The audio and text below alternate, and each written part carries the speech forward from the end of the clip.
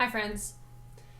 So when I heard the news of Ahmaud Arbery last week, when I heard, all the facts, which I was pretty late to the game as I am with much of news because I don't really watch the news. Confession. So when I heard the facts of this story, I was on the treadmill and I became so overwhelmed with emotion that I went totally numb. And then I quickly moved to, because I'm pretty aware of my own responses, I moved quickly to paralyzing anger.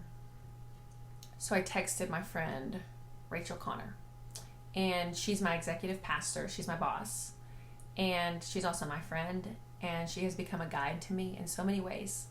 And so I texted her, and then she texted me back, and she told me a story about her own experience of racism that had just happened to her that day.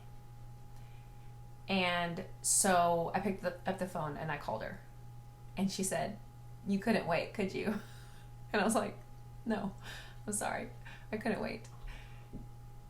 And we talked and we cried and we ranted.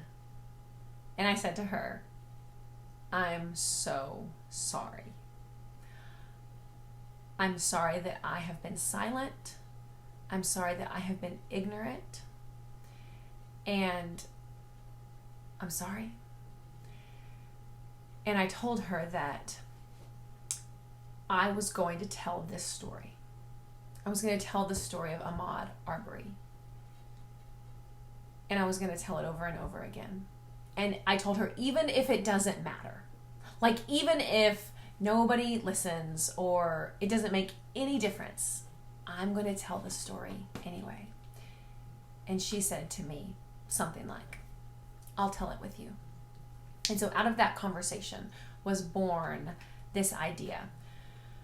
Because throughout that conversation, something in me broke. It was like it broke. It was like something about hearing the story of Ahmaud and hearing the story of Rachel, although they're not the same, right?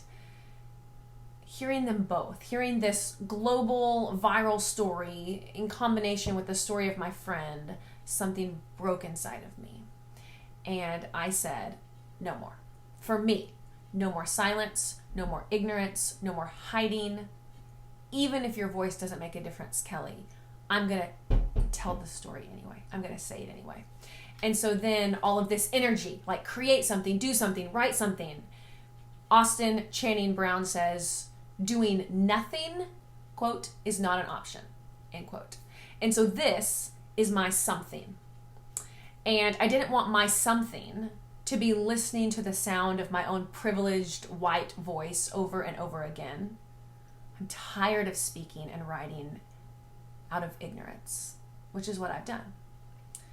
So I thought, I'll get my friends who are African American, and I will use the platforms that I have to broadcast their voice and to a small extent tell their story. And I will stand alongside of my friends as a conversation partner, a learner, an ally.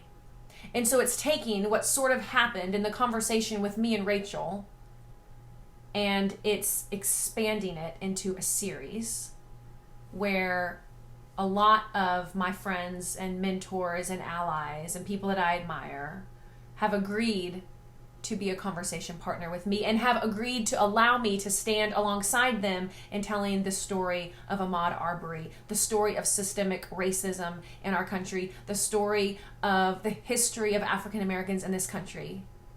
And so I'm going to do that in 10-minute interviews with my guest.